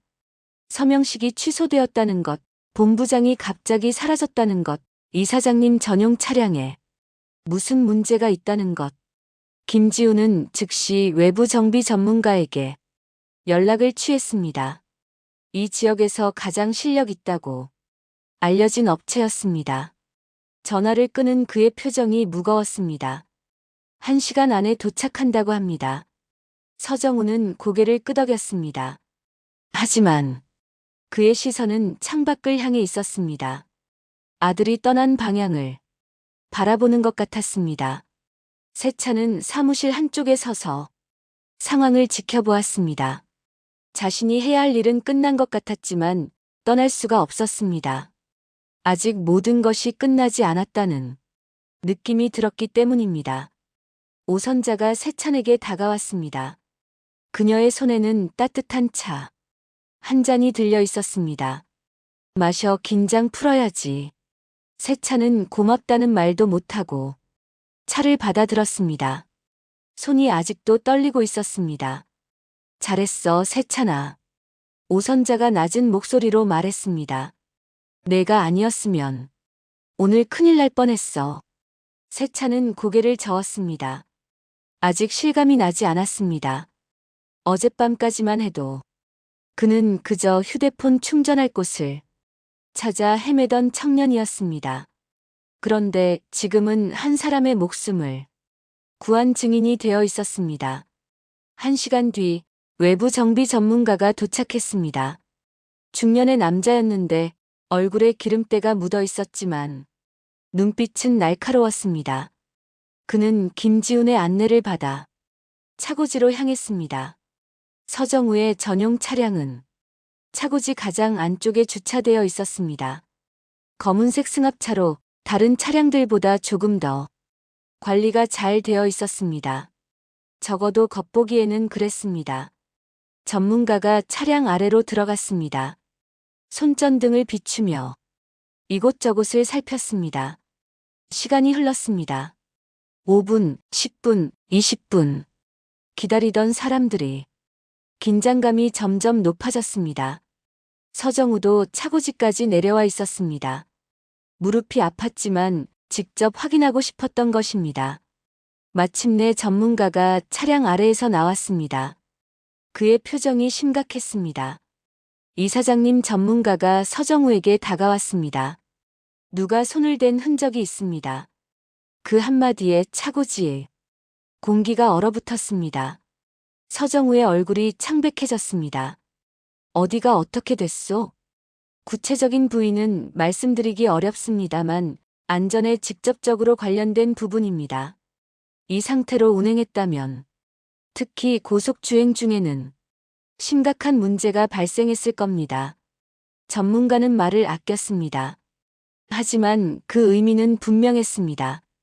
이 차를 타고 서명식에 갔다면 서정우는 목적지에 도착하지 못했을 것입니다. 인위적인 거요? 확실합니까? 김지훈이 물었습니다. 전문가는 고개를 끄덕였습니다. 자연적인 마모나 고장으로는 설명이 안 됩니다. 누군가 의도적으로 손을 댄 겁니다. 도구를 사용한 흔적도 있고요. 서정우는 차량을 바라보았습니다. 30년 가까이 자신을 태우고 다녔던 차. 그 차가 자신을 죽이는 도구가 될 뻔했습니다. 그것도 아들의 지시로. 태식이는 어디 있나? 서정우가 물었습니다. 김지훈이 대답했습니다. 정비실에 있습니다. 제가 나가지 못하게 지키고 있어요. 데려와 잠시 후 한태식이 차고지로 끌려왔습니다. 그의 얼굴은 눈물과 콧물로 범벅이 되어 있었습니다. 다리에 힘이 풀려 제대로 서지도 못했습니다. 서정우가 한태식 앞에 섰습니다.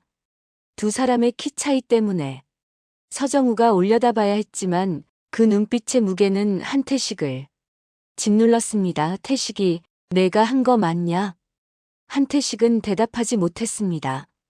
그저 고개를 떨구고 울기만 했습니다. 대답해. 서정우의 목소리가 낮아졌습니다. 그 안에 담긴 분노와 슬픔이 한태식의 가슴을 찔렀습니다.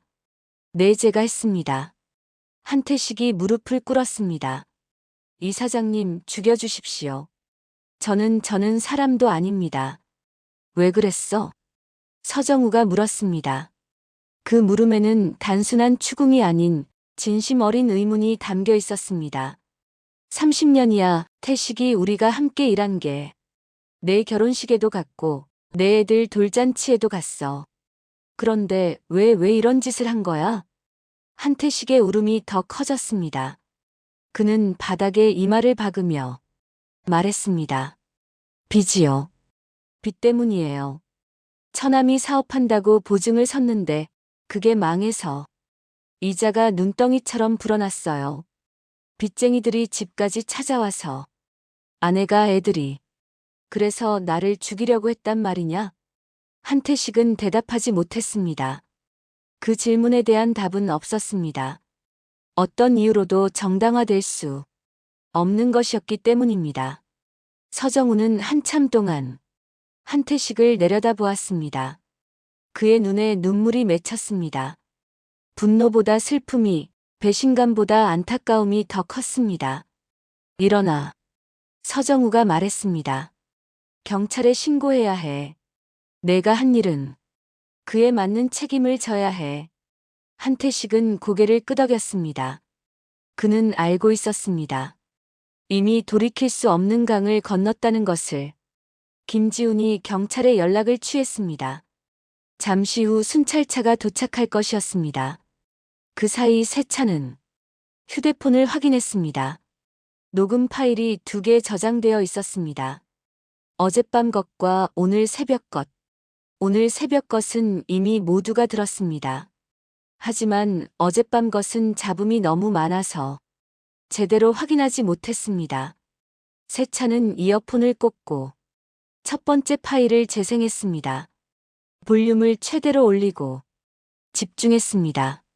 잡음 사이로 단어들이 간간히 들렸습니다. 대부분은 알아들을 수 없었습니다. 하지만 파일의 후반부에서 뭔가 다른 것이 들렸습니다. 보험금이 얼마인지 알아? 이 사장 죽으면 전부 내 거야. 세찬의 심장이 멈추는 것 같았습니다. 이 목소리는 오늘 새벽 녹음보다 훨씬 선명했습니다. 그리고 내용도 더 직접적이었습니다. 보험금 이 사장 죽으면 내 거. 이것은 단순한 협박이나 암시가 아니었습니다. 명백한 의도가 담긴 발언이었습니다. 세찬은 급히 서정우에게 다가갔습니다. 이 사장님, 이것 좀 들어보셔야 해요. 서정우가 세찬을 바라보았습니다. 세찬은 휴대폰을 내밀었습니다. 어젯밤 첫 번째 녹음이에요. 잡음이 많아서 못 들었는데 다시 들어보니까 서정우가 이어폰을 받아 귀에 꽂았습니다. 재생 버튼이 눌렸습니다. 잡음 섞인 음성이 흘러나왔습니다. 서정우의 표정이 점점 굳어졌습니다. 파일이 끝나고 그는 이어폰을 빼지 않은 채 한참 동안 서 있었습니다. 이 사장님? 오선자가 조심스럽게 불렀습니다. 서정우가 천천히 고개를 들었습니다. 그의 눈에서 눈물이 흘러내렸습니다. 내 아들이 이런 말을. 서정우의 목소리가 떨렸습니다. 그는 더 이상 말을 잇지 못했습니다. 그때 차고지 입구에 순찰차가 들어섰습니다. 경찰이 도착한 것입니다. 하지만 서강현은 아직 잡히지 않았습니다. 그는 어딘가로 사라져 있었습니다. 전화도 받지 않고 행방도 알 수 없었습니다. 진실은 밝혀지고 있었지만 이야기는 아직 끝나지 않았습니다. 경찰이 한태식을 데려갔습니다. 수갑이 채워지는 순간 그의 눈에서 마지막 눈물이 흘러내렸습니다. 30년을 함께 일한 동료들이 지켜보는 가운데 그는 고개를 숙인 채 순찰차에 올랐습니다. 기사들 사이로 침묵이 흘렀습니다. 누구도 먼저 말을 꺼내지 못했습니다. 그들 중 대부분은 한태식과 오랜 세월 함께해 왔습니다. 그가 이런 일을 저질렀다는 것이 믿기지 않았습니다. 서정우는 순찰차가 떠나는 것을 끝까지 지켜보았습니다. 그의 어깨가 축 처져 있었습니다. 79의 인생에서 이토록 무거운 하루가 또 있었을까요? 경찰은 서강현의 행방을 수소문하기 시작했습니다. 그의 차량 번호가 전파되었고 주요 도로에 검문이 설치되었습니다. 하지만 아직 소식은 없었습니다. 세찬은 건물 앞 계단에 앉아 있었습니다. 모든 것이 끝난 것 같으면서도 뭔가 허전한 기분이 들었습니다. 긴장이 풀리자 피로가 밀려왔습니다. 오선자가 다가와 옆에 앉았습니다. 두 사람은 한동안 말없이 앉아 있었습니다. 이제 어떡할 거야? 오선자가 물었습니다. 세찬은 고개를 저었습니다. 모르겠어요. 원래대로 돌아가야죠. 재활용 수거하고 배달하고. 그게 내 원래 삶이었어? 세찬은 대답하지 못했습니다. 그것이 삶이라고 부를 수 있는 것인지 자신도 확신이 없었습니다. 오선자가 세찬의 손을 잡았습니다. 세찬아, 이 사장님이 너한테 고마워하고 계셔. 내가 원하면 여기서 일할 수도 있어. 여기서요? 세찬의 눈이 커졌습니다. 오선자가 미소 지었습니다. 물론 이 사장님한테 여쭤봐야 하지만 내 생각엔 반대 안 하실 거야. 너 같은 애가 필요하거든. 세찬은 말을 잇지 못했습니다. 가슴이 뜨거워졌습니다. 누군가에게 필요한 존재가 된다는 것. 그것이 이렇게 가슴 벅찬 일인 줄 몰랐습니다. 그때 건물 안에서 소란이 일었습니다. 누군가 뛰어오는 발소리가 들렸습니다. 본부장님 찾았습니다. 김지훈의 목소리였습니다. 세찬과 오선자가 급히 일어났습니다. 김지훈이 숨을 헐떡이며 말했습니다. 경찰에서 연락 왔어요. 본부장님 차량이 시외 휴게소에서 발견됐대요. 본인도 거기 있다고. 어디? 서정우가 사무실에서 나오며 물었습니다. 그의 얼굴에 복잡한 감정이 스쳐 지나갔습니다. 고속도로 휴게소요. 여기서 1시간 거리입니다. 서정우는 잠시 생각에 잠겼습니다. 그리고 결심한 듯 말했습니다. 내가 가겠다. 이사장님, 그건. 김지훈이 말리려 했지만 서정우가 고개를 저었습니다. 아들이야, 내가 가서 데려와야 해. 그 말에 아무도 반박하지 못했습니다. 아버지가 아들을 데리러 가겠다는 것. 그것을 막을 권리는 누구에게도 없었습니다. 서정우는 다른 차량을 준비하라고 지시했습니다. 전용 차량은 증거물로 보존해야 했기 때문입니다. 저도 같이 가겠습니다. 세찬이 말했습니다. 모두가 그를 바라보았습니다. 이사장님 혼자 가시면 안 돼요. 본부장님이 어떻게 나올지 모르잖아요. 서정우는 세찬을 바라보았습니다. 그리고 천천히 고개를 끄덕였습니다. 좋다, 같이 가자. 1시간 뒤 차량이 휴게소에 도착했습니다. 경찰차 2대가 이미 와 있었고 한쪽 구석에 서강현의 차가 주차되어 있었습니다. 서강현은 휴게소 벤치에 앉아 있었습니다. 경찰이 양옆을 지키고 있었지만 아직 체포된 상태는 아니었습니다. 그는 고개를 숙인 채 미동도 하지 않았습니다. 서정우가 차에서 내렸습니다. 세찬이 뒤따랐습니다. 아버지와 아들의 거리가 점점 좁혀졌습니다. 10m, 5m, 1m.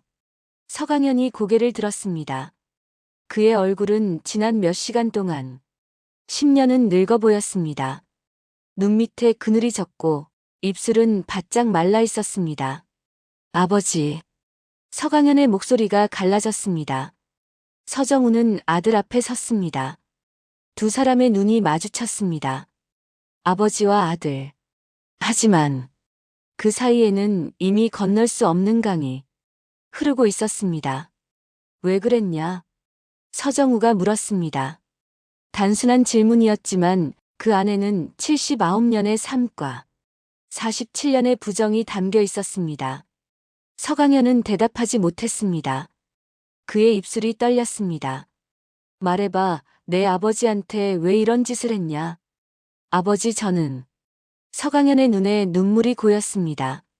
그는 고개를 떨고 왔습니다. 돈이 필요했어요. 투자했던 게 다 망해서. 빚이 너무 많았어요. 조합을 팔면 지분을 받으면.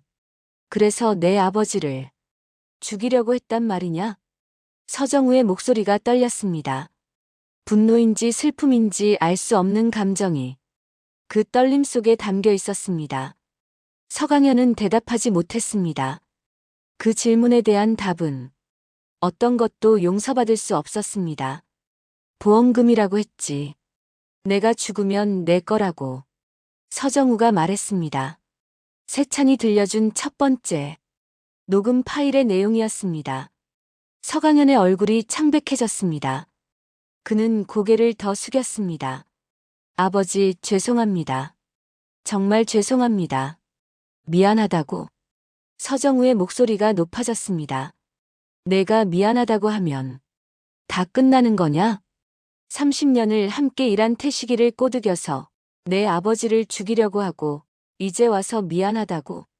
서강현은 울기 시작했습니다. 어깨가 들썩였습니다. 저도 힘들었어요. 아버지는 평생 이 조합만 생각하셨잖아요. 저는요? 저는 어디 있었어요? 아버지한테 저는 뭐였어요? 그 말에 서정우의 얼굴에 복잡한 감정이 스쳐 지나갔습니다. 내가 그렇게 생각했구나. 서정우의 목소리가 낮아졌습니다. 내가 널 소홀히 했다고. 그래서 이런 짓을 한 거냐?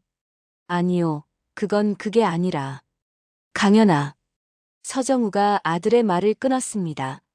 내가 어떤 이유를 대든 이건 용서받을 수 없는 짓이야. 내가 힘들었다고, 외로웠다고, 그래서 사람을 해치려 했다고. 그건 이유가 안 돼. 서강현은 고개를 떨고 왔습니다. 더 이상 변명할 수 없다는 것을 알았습니다. 내가 내 아들인 건 변하지 않아 하지만 내가 한 일에 대한 책임은 내가 져야 해. 서정우가 돌아섰습니다. 그의 눈에서 눈물이 흘러내렸습니다. 경찰에 인계하겠습니다. 서정우가 경찰에게 말했습니다. 그의 목소리는 단호했지만 어깨는 심하게 떨리고 있었습니다. 경찰이 서강현에게 다가갔습니다. 수갑이 채워지는 소리가 휴게소에 울렸습니다. 세찬은 그 모습을 지켜보았습니다. 아버지가 아들을 경찰에 넘기는 장면. 그것은 어떤 드라마보다 더 비극적이었습니다. 서강현이 경찰차에 태워지는 동안 서정우는 뒤돌아보지 않았습니다. 하지만 그의 어깨가 흔들리는 것이 보였습니다. 세찬이 조심스럽게 다가갔습니다. 이 사장님. 서정우가 고개를 들었습니다. 그의 눈이 충혈되어 있었습니다. 세찬아, 고맙다. 예. 내가 아니었으면 오늘 내가 어떻게 됐을지 모른다. 그리고 내 아들이 더 큰 죄를 저질렀겠지. 세찬은 말을 잇지 못했습니다. 서정우의 말 속에는 깊은 슬픔이 담겨 있었습니다. 이제 돌아가자. 해야 할 일이 많으니까. 서정우가 차 쪽으로 걸어갔습니다. 세찬이 뒤따랐습니다. 돌아가는 길, 차 안은 침묵에 잠겨 있었습니다. 창밖으로 노을이 지고 있었습니다. 하루가 저물어가고 있었습니다. 그리고 그 하루 동안 모든 것이 바뀌어 있었습니다. 며칠이 흘렀습니다. 온누리 이동지원조합은 폭풍의 중심에 있었습니다. 지역 언론에서 이 사건을 다루기 시작했고 사람들의 관심이 집중되었습니다. 서강현은 구속되어 조사를 받고 있었습니다. 한태식도 마찬가지였습니다. 두 사람의 진술이 엇갈리는 부분도 있었지만 핵심적인 내용은 일치했습니다. 서강현이 주도하고 한태식이 실행했다는 것. 경찰은 세찬의 녹음 파일을 결정적 증거로 채택했습니다. 특히 첫 번째 녹음에서 서강현이 보험금과 관련해 발언한 부분이 중요하게 다뤄졌습니다. 음성 분석 결과 그 목소리가 서강현의 것임이 확인되었습니다. 서정우는 며칠 동안 사무실에 나오지 않았습니다. 집에서 혼자 시간을 보냈습니다. 아들을 경찰에 넘긴 후 그의 마음은 천 조각처럼 찢어져 있었습니다. 오선자가 매일 그의 집을 찾아갔습니다. 밥을 해다 주고 말없이 곁에 앉아 있어 주었습니다. 그것이 그녀가 할 수 있는 전부였습니다. 나흘째 되는 날 서정우가 조합으로 돌아왔습니다. 기사들이 그를 맞았습니다. 아무도 먼저 말을 꺼내지 못했습니다. 무슨 말을 해야 할지 몰랐기 때문입니다. 서정우가 먼저 입을 열었습니다. 미안하다. 그 한마디에 기사들이 술렁였습니다. 무슨 이사장님이 왜 미안하십니까? 가장 나이 많은 기사가 물었습니다. 서정우가 고개를 저었습니다. 내 아들이 저지른 일이야. 당신들을 불안하게 만들었고 조합의 명예를 더럽혔어. 이사장으로서 그리고 그 아이의 아버지로서 미안하다. 기사들 사이로 침묵이 흘렀습니다. 그리고 한 명이 앞으로 나섰습니다. 이사장님, 저희는 이사장님 탓이라고 생각 안 합니다. 이사장님이 아니었으면 이 조합은 진작에 없어졌어요. 저희가 여기서 일할 수 있는 것도 다 이사장님 덕분입니다. 다른 기사들도 고개를 끄덕였습니다. 서정우의 눈가가 붉어졌습니다. 고맙다, 정말 고맙다. 그날 오후 민서연이 조합을 방문했습니다. 그녀의 표정은 며칠 전과 달랐습니다. 딱딱함이 사라지고 어딘가 미안한 기색이 엿보였습니다. 이사장님, 드릴 말씀이 있습니다. 민서연이 회의실에서 서정우와 마주 앉았습니다. 먼저 사과드립니다. 저희 지자체가 충분한 검토 없이 민간 이관을 밀어붙인 측면이 있습니다.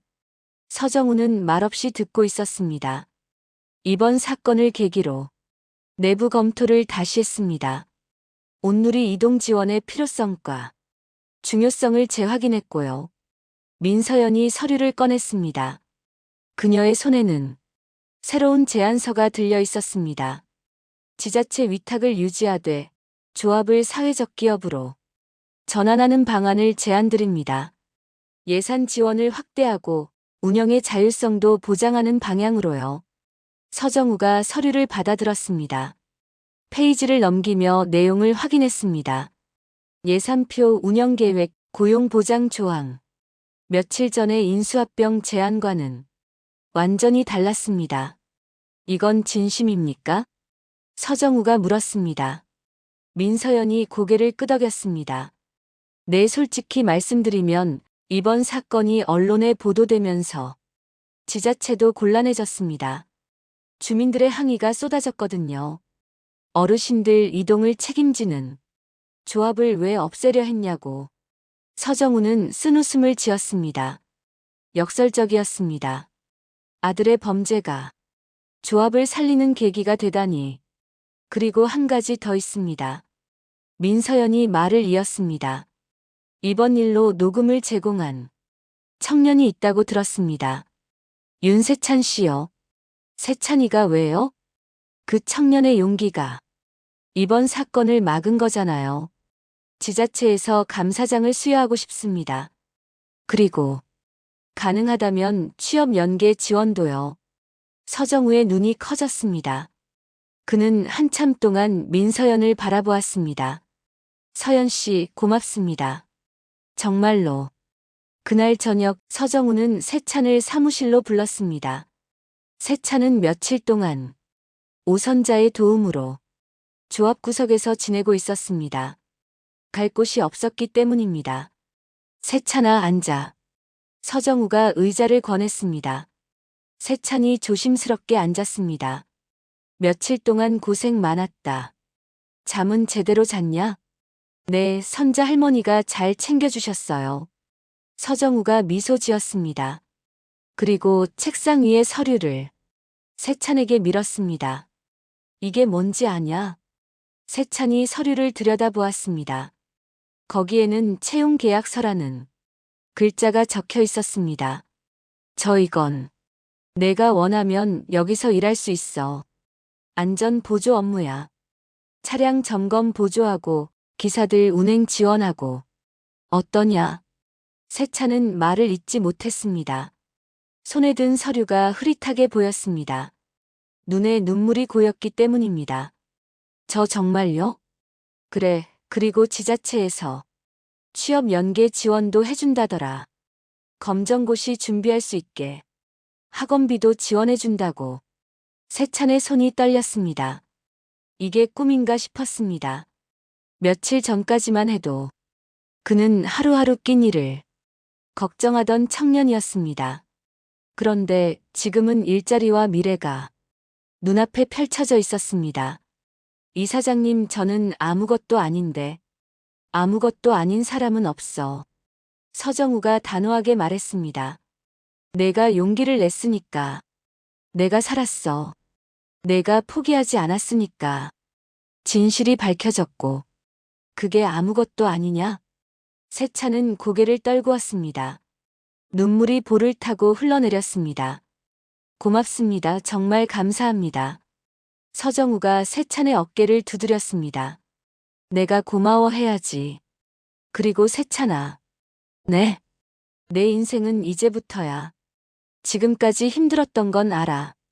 하지만 앞으로는 다를 거야. 내가 만들어가는 거야. 세찬은 고개를 끄덕였습니다. 가슴 깊은 곳에서 무언가가 따뜻하게 피어오르는 것을 느꼈습니다. 그날 밤 세찬은 조합 뒤편 골목을 다시 찾았습니다. 예전에 휴대폰을 충전하던 그 자리였습니다. 이제는 더 이상 여기에 숨어서 충전할 필요가 없었습니다. 하지만 그 자리에 서고 싶었습니다. 콘센트가 여전히 벽에 붙어 있었습니다. 세찬은 그것을 바라보았습니다. 이 작은 콘센트가 모든 것의 시작이었습니다. 고마워 세찬이 중얼거렸습니다. 콘센트에게 하는 말인지 자신에게 하는 말인지 알 수 없었습니다. 하늘에 별이 빛나고 있었습니다. 내일은 새로운 날이 될 것입니다. 세찬의 삶에서 처음으로 내일이 기다려지는 밤이었습니다. 한 달이 흘렀습니다. 계절이 바뀌고 있었습니다. 나뭇잎이 색을 바꾸고 아침 공기가 제법 선선해졌습니다. 온누리 이동지원 조합은 다시 일상을 되찾아가고 있었습니다. 지자체와의 협약이 체결되었고 사회적 기업으로의 전환, 절차가 진행되고 있었습니다. 예산이 확대되어 노후 차량 2대를 교체할 수 있었습니다. 새벽 5시 차고지에 불이 켜졌습니다. 첫 운행을 준비하는 시간이었습니다. 서정우가 차고지로 내려왔습니다. 무릎은 여전히 아팠지만 발걸음에는 힘이 있었습니다. 그는 정렬된 차량들을 천천히 둘러보았습니다. 18대의 차량이 오늘도 누군가를 태우러 갈 준비를 하고 있었습니다. 이사장님, 일찍 나오셨네요. 뒤에서 목소리가 들렸습니다. 세찬이었습니다. 그는 조합의 안전보조 직원이 되어 있었습니다. 깔끔한 유니폼을 입고 손에는 점검표를 들고 있었습니다. 너도 일찍 나왔구나. 서정우가 미소 지었습니다. 세찬은 머리를 극적였습니다. 첫 운행 전에 다 점검해야 해서요. 김 팀장님이 철저하게 하래요. 서정우는 고개를 끄덕였습니다. 한 달 전 사건 이후 안전점검은 더욱 엄격해졌습니다. 모든 차량이 운행 전후로 이중 점검을 받았습니다. 세차는 점검표를 들고 차량 사이를 다녔습니다. 타이어 상태, 브레이크 작동, 안전벨트 점검 하나하나 체크해 나갔습니다. 그의 움직임에는 자신감이 묻어 있었습니다. 한 달 전만 해도 그는 재활용품을 수거하며 하루하루를 버티던 청년이었습니다. 지금은 18대 차량의 안전을 책임지는 직원이 되어 있었습니다. 작은 변화였지만 그에게는 전부였습니다. 세찬아. 서정우가 불렀습니다. 네, 이사장님. 검정고시 공부는 어떻게 되어가냐? 세찬의 얼굴에 미소가 번졌습니다. 다음 달에 시험 봐요. 수학이 좀 어렵긴 한데. 선자 할머니가 과외 선생님 구해주셔서요. 서정우가 웃었습니다. 오선자의 손길이 세찬의 곳곳에 닿아 있었습니다. 기사들이 하나둘 출근하기 시작했습니다. 그들은 서정우에게 인사를 건넸습니다. 한 달 전의 충격이 완전히 가시지는 않았지만 일상은 계속되고 있었습니다. 아침 6시 첫 운행이 시작되었습니다. 1호차가 차고지를 빠져나갔습니다. 투석을 받으러 가는 할아버지를 모시러 가는 길이었습니다. 서정우는 떠나는 차량을 지켜보았습니다. 30년 전 중고 승합차 세대로 시작했던 이 일. 수많은 어르신들을 병원에 데려다주고 집으로 모셔다 드렸습니다. 그 세월 동안 이 차량들이 태운 것은 사람만이 아니었습니다. 희망과 안심, 그리고 삶의 존엄이었습니다. 오전 9시 구내식당에서 아침 식사가 제공되었습니다. 오선자가 커다란 솥을 저으며 국을 끓이고 있었습니다. 그녀의 노래가 식당 안을 채웠습니다. 세찬이 식당으로 들어왔습니다. 그는 기사들 사이에 앉았습니다. 한 달 전만 해도 그들은 세찬을 의심해 눈으로 바라보았습니다. 지금은 달랐습니다. 세찬이 어제 점검할 때 3호차 타이어 이상하지 않았냐? 한 기사가 물었습니다. 세찬이 고개를 끄덕였습니다. 네, 공기압이 좀 낮았어요. 오늘 보충해뒀습니다. 고마워, 덕분에 안심하고 운행한다. 기사가 세찬의 어깨를 두드렸습니다. 세찬의 얼굴에 뿌듯한 미소가 번졌습니다. 오선자가 국 한 그릇을 세찬 앞에 놓았습니다. 많이 먹어, 오늘도 바쁠 테니까. 감사해요, 할머니. 세찬이 숟가락을 들었습니다. 따뜻한 국물이 목을 타고 내려갔습니다. 이 맛을 처음 알게 된 것도 한 달 전이었습니다. 그때 오선자가 건넨 국, 한 그릇이 모든 것의 시작이었습니다. 점심 무렵 민서연이 조합을 방문했습니다. 그녀의 손에는 액자가 들려 있었습니다. 이사장님, 약속드린 감사장 가져왔습니다. 민서연이 액자를 건넸습니다. 거기에는 세찬의 이름이 선명하게 적혀 있었습니다. 용기 있는 신고로 시민의 안전을 지킨 공로를 표창함. 서정우가 세찬을 불렀습니다. 세찬은 영문도 모른 채 사무실로 왔습니다. 세찬아, 이거 받아라. 서정우가 액자를 건넸습니다. 세찬은 그것을 받아들고 한참 동안 바라보았습니다. 이게 진짜 제 거예요? 그래, 내 거야. 세찬의 눈에 눈물이 고였습니다. 평생 칭찬 한 번 제대로 받아본 적 없는 그였습니다. 그런 그에게 공식적인 표창이 주어졌습니다. 감사합니다. 정말 감사합니다. 세찬이 허리를 숙여 인사했습니다. 민서연이 미소 지었습니다. 앞으로도 좋은 일 많이 하세요. 응원하겠습니다. 그날 저녁 조합에서 작은 축하 자리가 열렸습니다. 기사들과 직원들이 모여 세찬의 표창을 축하했습니다. 오선자가 특별히 준비한 음식이 테이블을 가득 채웠습니다. 서정우가 일어나 잔을 들었습니다. 오늘 이 자리를 빌려서 감사의 말씀을 드리고 싶습니다. 모두가 조용해졌습니다. 한 달 전 우리 조합은 위기에 처해 있었습니다. 매각 위기, 그리고 그보다 더 심각한 일이 있었죠. 서정우의 목소리가 떨렸습니다. 하지만 그는 말을 이었습니다. 그때 한 청년이 용기를 냈습니다. 아무도 믿어주지 않았지만 포기하지 않았습니다. 그 덕분에 저는 오늘 이 자리에 서 있을 수 있습니다. 서정우가 세찬을 바라보았습니다. 세찬아, 고맙다. 내 용기가 나를 살렸고 이 조합을 살렸다. 기사들이 박수를 쳤습니다. 세찬은 어쩔 줄 몰라 하며 고개를 숙였습니다. 그리고 여기 계신 모든 분들께도 감사드립니다. 30년 동안 이 일을 함께 해주셔서 어르신들의 발이 되어주셔서 우리가 하는 일은 숫자로 계산할 수 없는 것입니다. 사람의 목숨과 존엄이 달린 일이니까요.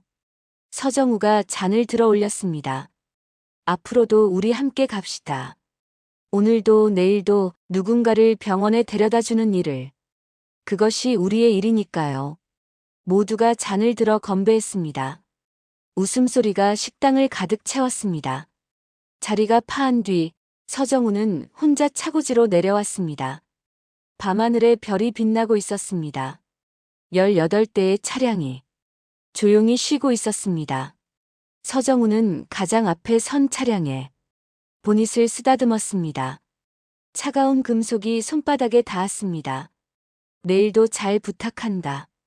그가 중얼거렸습니다. 그때 뒤에서 발소리가 들렸습니다. 세찬이었습니다. 이사장님, 여기 계셨네요. 응, 너도 안 갔냐? 네, 마지막으로 점검하고 가려고요. 세찬이 서정우 옆에 섰습니다. 두 사람은 나란히 차량들을 바라보았습니다. 세찬아. 네. 내 목숨을 살린 건 내 용기였다. 서정우가 세찬을 바라보았습니다. 이제 내 인생도 내가 지켜라. 내가 할 수 있어. 세찬은 고개를 끄덕였습니다. 눈가가 뜨거워졌지만 울지 않았습니다. 네, 그렇게 하겠습니다. 서정우가 미소 지었습니다. 그리고 천천히 건물 쪽으로 걸어갔습니다. 세찬은 홀로 남아 차고지를 바라보았습니다. 내일 아침 이 차량들은 다시 누군가를 태우러 갈 것입니다. 투석받으러 가는 할아버지, 재활치료받는 할머니, 요양원으로 향하는 어르신들, 그리고 세찬은 그 차량들의 안전을 지킬 것입니다. 그것이 이제 그의 일이었습니다. 새벽이 다가오고 있었습니다. 동쪽 하늘이 희미하게 밝아오기 시작했습니다. 새 차는 차고지를 나섰습니다. 그의 발걸음은 가벼웠습니다. 내일은 또 다른 하루가 시작될 것입니다. 누군가는 병원에 가고 누군가는 집으로 돌아오겠지요. 그 모든 발걸음을 이 차량들이, 이 사람들이 책임질 것입니다. 사람을 싣는 길. 그 길은 오늘도 내일도 계속됩니다. 끝까지 사연 이야기 들어주셔서 감사합니다. 이야기가 좋으셨다면 구독과 좋아요 부탁드려요.